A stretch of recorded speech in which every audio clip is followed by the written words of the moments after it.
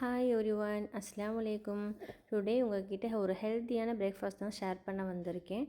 ஹரிபரியாக போயிட்டுருக்க இந்த காலகட்டத்தில் ஈஸி அண்ட் சிம்பிளாக நம்ம செய்யக்கூடிய ஒரே பிரேக்ஃபாஸ்ட் நூடுல்ஸ் தான். அந்த நூடுல்ஸில் எவ்வளோ சைட் எஃபெக்ட்ஸ் இருக்குதுன்னு உங்களுக்கு தெரியுமா?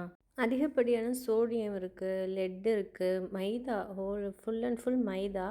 இது நம்ம சாப்பிட்றதுனால சின்ன விஷயத்துலேருந்து ஒரு கேன்சர் வர ஒரு பெரிய விஷயம் வர போய் விட்டுறது. அதனால் நம்ம மைதா நூடுல்ஸ்லேருந்து ஹெல்த்தி வெரைட்டிக்கு மாறலாம். நான் இன்றைக்கி திணை நூடுல்ஸ் எடுத்து வச்சுருக்கேன். வாங்க எப்படி செய்யுதுன்னு வீடியோக்குள்ளே போகலாம்.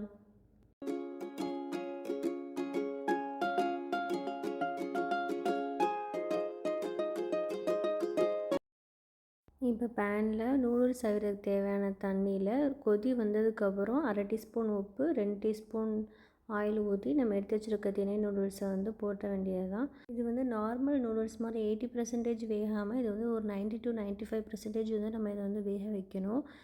அப்படி இருந்தால் தான் இது கொஞ்சம் நல்லாயிருக்கும். இது இப்படி தொட்டு பார்த்தா உடையணும். அந்த ஒரு பக்குவம் வந்ததுக்கப்புறம் நம்ம ஸ்டவ் ஆஃப் பண்ணிட்டு ட்ரெயின் பண்ணணும். இப்போ நம்ம 1 டீஸ்பூன் 2 டீஸ்பூன் ஆயில் ஊற்றி நம்ம பிளேட்டுக்கு மாற்றி நம்ம ஆற வச்சுக்கலாம்.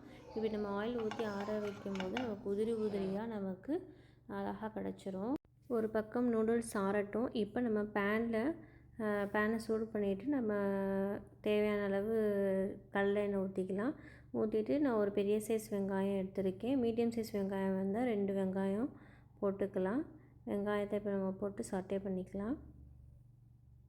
வெங்காயம் இந்த கண்ணாடி பதத்துலேருந்து கோல்டன் ப்ரௌன் ஆகிற வர அந்த அந்த பக்குவத்துக்கு நம்ம வதங்கினதுக்கப்புறம் நம்ம 1/2 டீஸ்பூன் சில்லி பவுடர் ஆட் பண்ணிக்கலாம். சில பேர் அந்த சோயா சாஸ், சில்லி சாஸ்லாம் சேர்ப்பாங்க.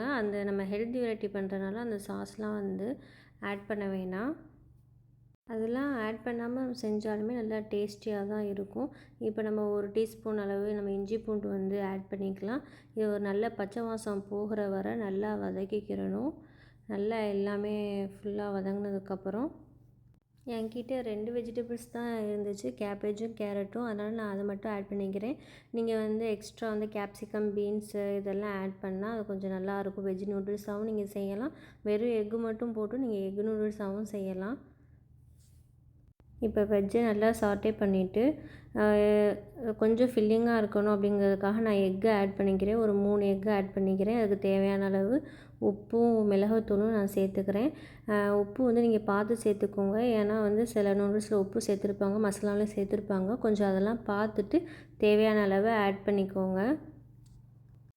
இப்போ முட்டையை நல்லா கிண்டினதுக்கப்புறம் இந்த திணை நூடுல்ஸில் உள்ளே மசாலா கொடுத்துருந்தாங்க. அந்த மசாலா நம்ம ஆட் பண்ணிக்கலாம்.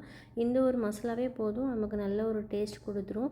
நீங்கள் இந்த சிம்பிளான ஸ்டைலில் நீங்கள் எல்லா ஹெல்தி நூடுல்ஸும் பண்ணலாம். மார்க்கெட்டில் நிறையா சாமை நூடுல்ஸ், திணை நூடுல்ஸ், கருப்பு கவுனி அரிசி நூடுல்ஸ் எல்லாமே விற்குது.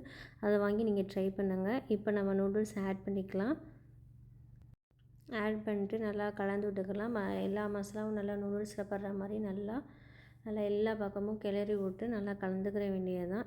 இப்போ கிட்ஸுக்கு பிடிச்ச ரொம்ப டேஸ்டியான மற்றும் ஹெல்த்தியான நூடுல்ஸ் ரெசிபி ரெடி. இந்த ரெசிபி உங்களுக்கு பிடிச்சிருந்துச்சுன்னா லைக் பண்ணுங்கள், ஷேர் பண்ணுங்கள், சப்ஸ்கிரைப் பண்ணுங்கள். தேங்க்ஸ் ஃபார் வாட்சிங்.